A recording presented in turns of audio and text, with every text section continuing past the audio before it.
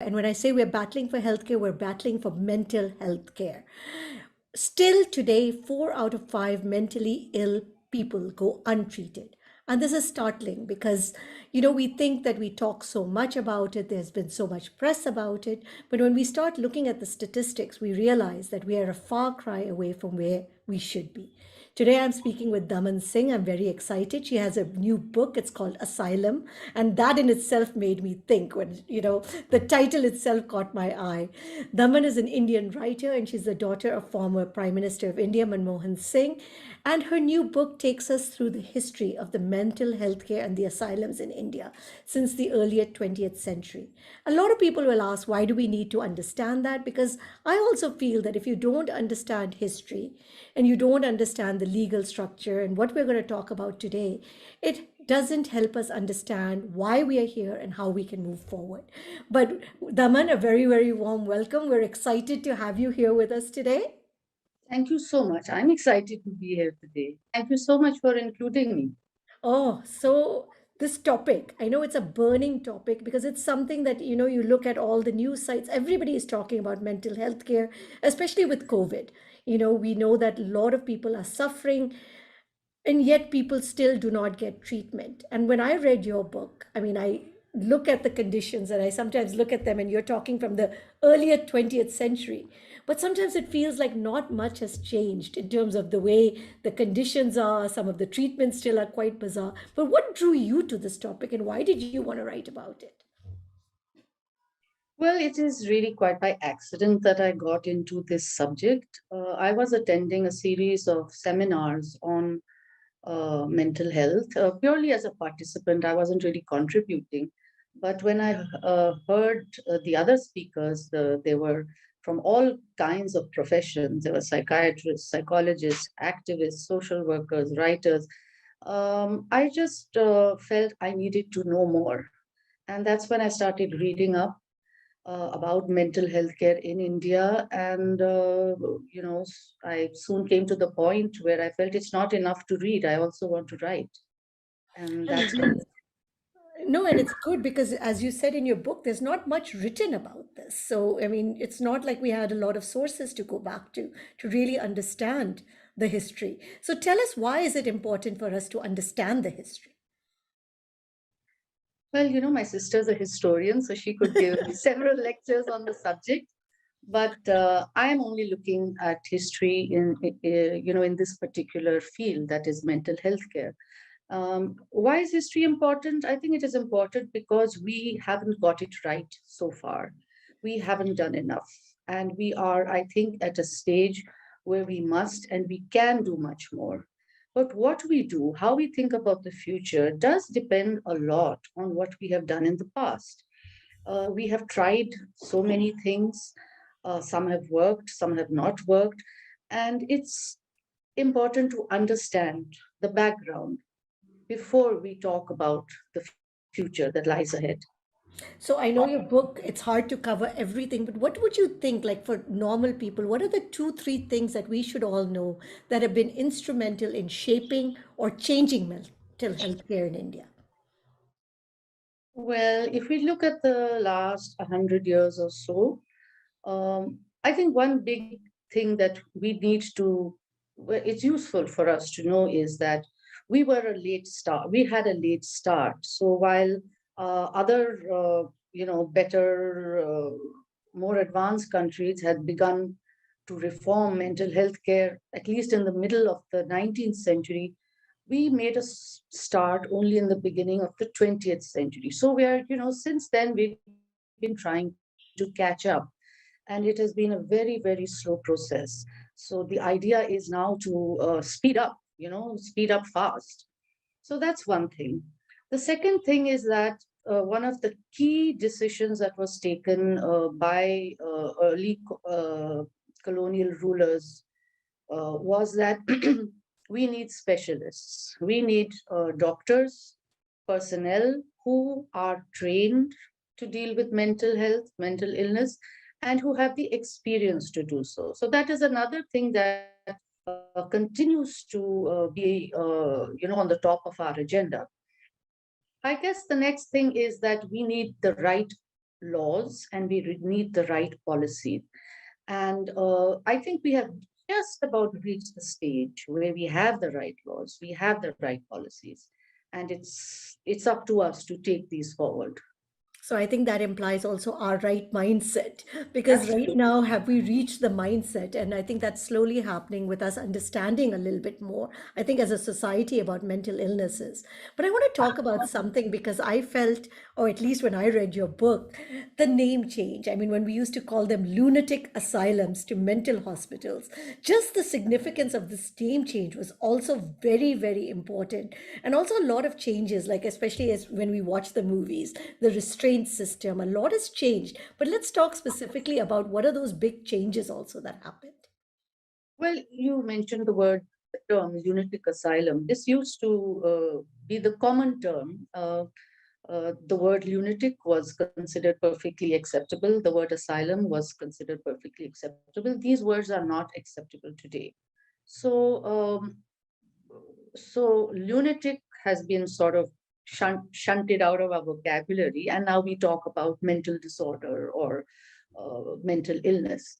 And asylum actually means a place of refuge, a place of sanctuary.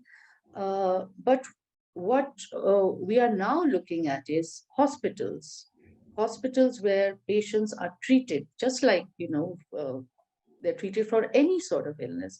Hospitals where they are treated and where a cure is in many cases possible. So that's one big thing. Did you mention any other The big? restraint The system, restraint system, yes. yeah, people being isolated, restrained, quite horrendous conditions.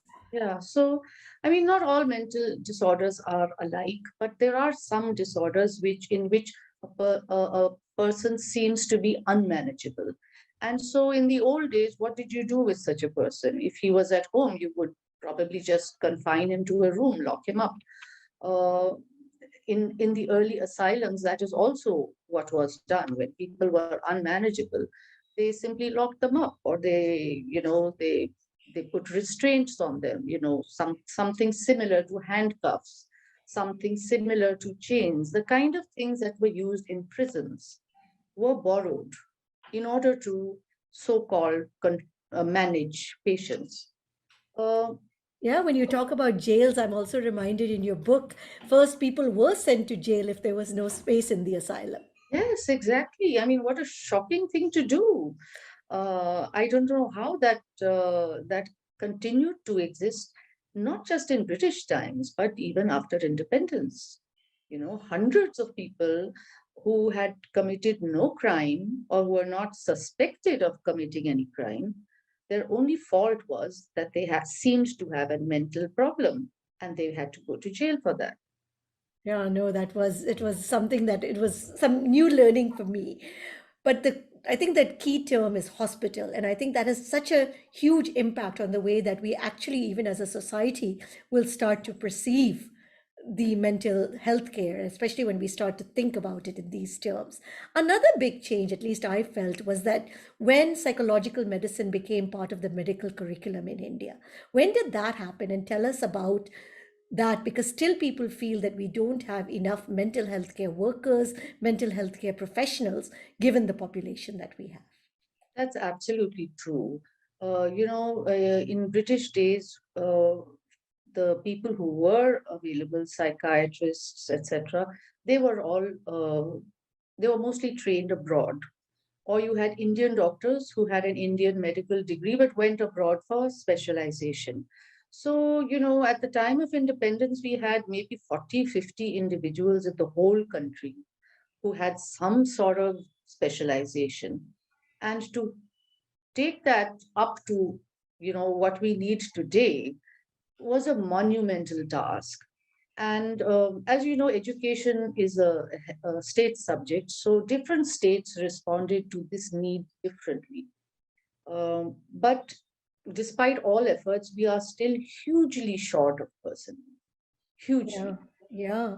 And two acts or two laws, at least as I understood after reading your book, was the Mental Health Care Act of 1987 and 2017. These were the ones that actually brought the most significant change. Can you tell us a bit about why these are so important and what changes they brought? Well, the 1987 Act, uh, the the ideas behind that act were actually put forward in 1950. So it Took was, that many years. yeah, I mean, so in that sense, it wasn't a truly modern law. It was still somewhat based in the thinking that existed in 1950. But having said that, I think it did two important things. One is that it said that if someone needs short term treatment, say up to 2 or 3 months, you can go straight to the hospital and seek admission, the mental hospital. Um, Before that, this was not possible. You had to go to a magistrate to get a court order to seek admission. And just that whole process of going to the court and getting caught up in all these legal hassles, it was a huge discouragement to people who were seeking help. The other, I think, big thing that this 1987 law did is that it tried to bring in a system through which institutions, whether they were mental health institutions, hospitals, nursing homes, private hospitals, private nursing home, all these would be somewhat regulated. Um, that actually didn't happen, but yeah, the effort was there, the attempt was there. Now, coming to the 2017 Act, this is a completely new act. This And is this is very, very new because this is only like 4 years, right? This is very radical. This really turned the old act on its head. And the thinking behind the new act is that a patient, anybody suffering from a mental illness, um, has rights, and these rights have to be upheld. So this person has a right to get proper treatment. This person has a right to know what exactly his problem is, what exactly treatment is being recommended, and how, and he can agree or disagree to this treatment. Now, there would be times, perhaps, when a person might not be in a position to take this decision for himself. And in such cases, there is a process of how to appoint a representative who will speak for this person. So also, it was also very clearly laid down that a person has a right to be treated in any of these facilities, in any mental health institution with dignity, with respect. His basic needs of food, water, shelter must be respected. So this was really a huge step forward. And let's talk about that, the human rights, because that was something I also learned. Because even at the global stage, the Convention of Rights of People with Disabilities only happened at 2006. So this is not like we would have imagined that something would have happened at the global stage much sooner. But this is something also recently that has happened also worldwide. That's right. I think the human rights movement at the UN level, at the sort of multi-government level, really started in 19 maybe 48.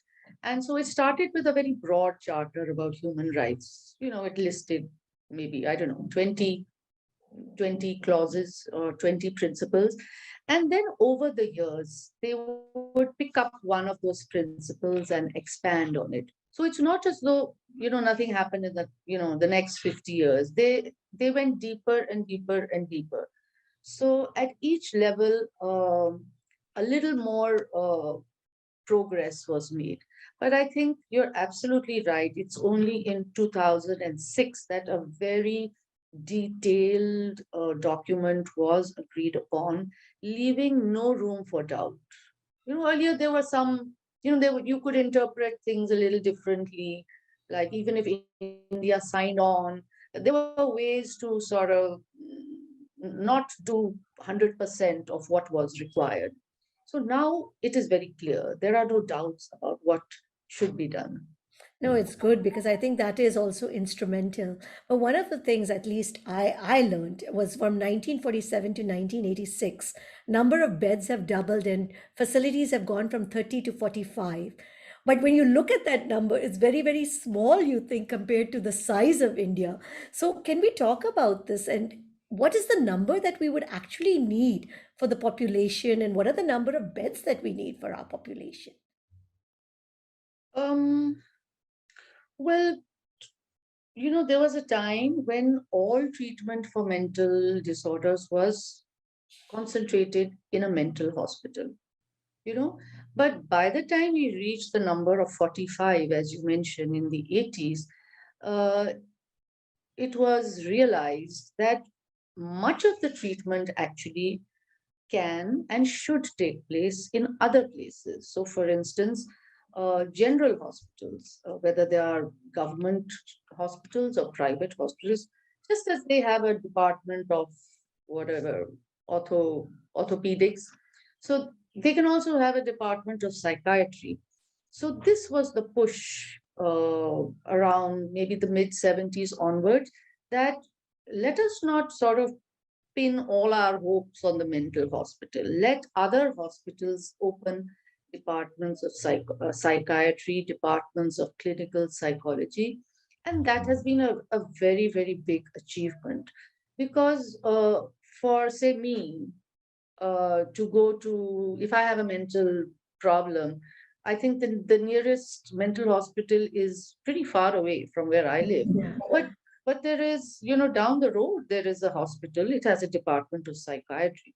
So access becomes so much easier, when you open up, when you spread the departments of psychiatry to general hospitals. Now tell us this, because I think we often get confused as lay people. What's the difference between clinical psychology and psychiatry? Are they the same? And when do we need to go to seek help from whom? Gosh, that's a really I tough know, big question. question, very loaded question, because it's very confusing, at least to the layperson Yeah. still. Well, psychiatry is a branch of medicine. I mean, you have what? If you can think of all sorts of branch, like cardiology is a branch, so psychiatry is a branch. So a psychiatrist is a medical doctor. He has done an MBBS.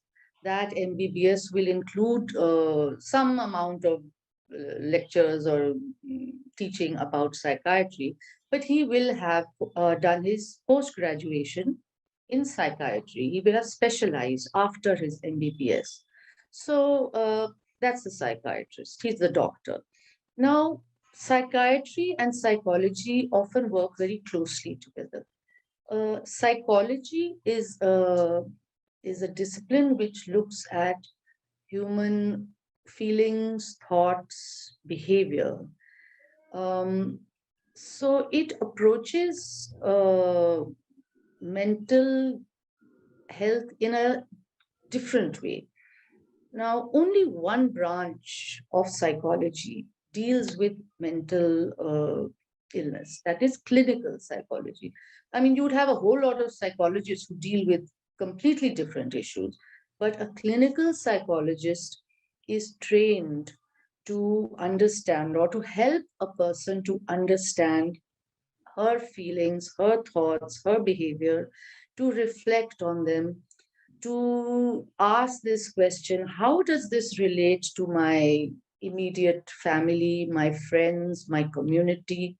What can I do to address uh, the issues that are bothering me? So it's a completely different approach. Um, what did you ask? Sorry, what did But you like, ask? how do you decide? Do I need a psychiatrist or do I need a psychologist? Or does the doctors Um, decide for me? I mean, I guess some people go straight to a psychiatrist, some people go straight to a psychologist. Sometimes you go to a psychiatrist, and the psychiatrist said, "Listen, I think it would be good if you actually consult a It's like, oh, psychologist." So, yeah, all sorts of combinations are possible. yeah, but the big combination right now still is the taboo. I mean, even in COVID times, one of the things that we're struggling with is especially the taboo surrounding mental health. Because nobody wants to say, I mean, it's okay to say, I have a headache, I have a broken leg, my heart, I'm a diabetes patient, but nobody still wants to talk about the fact that maybe I'm suffering with mental health issues. I know there's a lot of education, but what do you feel and what should be done and how? Because this, I feel, is also such a big challenge that we are coming against. It is. It's a huge challenge, and I think we're actually doing a lot, at least in urban areas, in metropolitan areas. I find that the younger generation is far more open to say, well, I am bipolar, or I'm suffering from anxiety. This would not have happened maybe 10 years ago, but the taboo is there. Uh, and I guess the first thing to do is to talk about it openly and freely, and to talk about it with some sensitivity and some knowledge. I find a lot of people without sensitivity and without knowledge can actually make things much worse. The other thing is that, one can't go on talking endlessly about a subject uh, in the abstract. It's like if a company is launching a new product, you don't advertise it until the product is available, right? So if you don't have treatment facilities, all this talk, all this awareness, all this sensitivity, it doesn't really get you very far. So I think the two things have to go together. You have to have more conversations, more open talking about these problems and how to handle them, but you also have to have ways to to find treatment to get better. No, and the treatment, I mean, I know you talk about it in medieval times. It was seen as insanity, a mysterious malady brought upon by evil forces.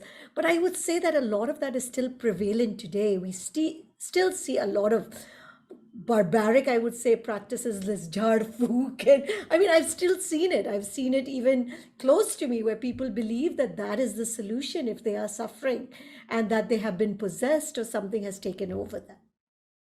It's absolutely right. All these very barbaric practices continue to exist today. In fact, if you go on YouTube, you'll be surprised at the amount of coverage it gets, and people do believe. And I think what I have found is that it's not just poor, uneducated people who believe these things. It's also rich, educated people who buy um, this kind of thinking. So I don't know what do we do about it. The only way out is, as you said, talk more, show the positive side. Uh, Yeah. but sorry, No, I said it's quite scary because convincing them, you know, it's because it's such a settled in belief. absolutely. I mean, these kind of things one can sort of justify in the olden days when alternatives are not available, when options are not available. But today the options are there, you know. So they have no place in today's society. One thing that was very interesting, and of course, I also found because you do have a small paragraph on it, lunar positions and mental illnesses. What is the connection, and is there one? Because people believe everything is associated with the sun and the moon and the stars. Well, I don't think there is any connection. I know that a lot of people used to believe that, the phases of the moon and how it turns on its axis and how it affects our mental state. Frankly, I think it's all nonsense. No, but it was interesting that some psychiatrists actually also, or at least there were some major doctors that An believed that too. MP, an Yeah, MP said this. MP Yeah. said this, yeah. But after writing this book, I mean, I know you probably have come to some conclusions. What were the major ones? Well, the writing the book helped me to understand this journey from uh, say the year 1900 to where we are today, you know. And I think that journey tells us a lot about what we need to do, uh, and how much more we need to do. The book does not tell us what we should do. I think that I did not feel equipped or qualified to come up with solutions. I think the people who are working in this field, professionals, people who are affected by mental illness, people whose families are affected by mental illness, this is something that they need to come up with solutions. It is not my place to give an answer, sitting in my house writing a book. But uh, from the people I have met and spoken to, from the material I have read, there are a lot of very interesting ideas on what to do ahead. Many of them are being sort of put into practice by non-government organizations. There are health programs in rural areas, in urban areas, in which uh, treatment is just one part of the program. Uh, Building the awareness, building the sensitivity, that is a huge part. And also, in many cases, treatment alone is not enough. A person needs a lot of other support. It might be moral support, it might be physical support. Somebody might need help finding a job, somebody might need help finding a place to stay. Since mental illness is not like, say, diabetes, like if I'm diabetic, it basically affects me personally. I have to deal with it. But if I am mentally ill, it affects me, it affects my family, it affects my friends. And in turn, uh, I am affected by what's happening around me. So the solution is not, in this medicine or that medicine or this therapy or that therapy. We need a much more well-rounded way of helping people to live a meaningful, fulfilling life. Well said, well said. Thank you so much. I really enjoyed reading your book. And even for a lay person, it was very understandable. So thank you for that because it gave me a lot of knowledge. Any last thoughts you'd like to leave us with? Um, Hard to say. I guess the last thought is that I hope this book is meant for the lay reader. That was my entire focus.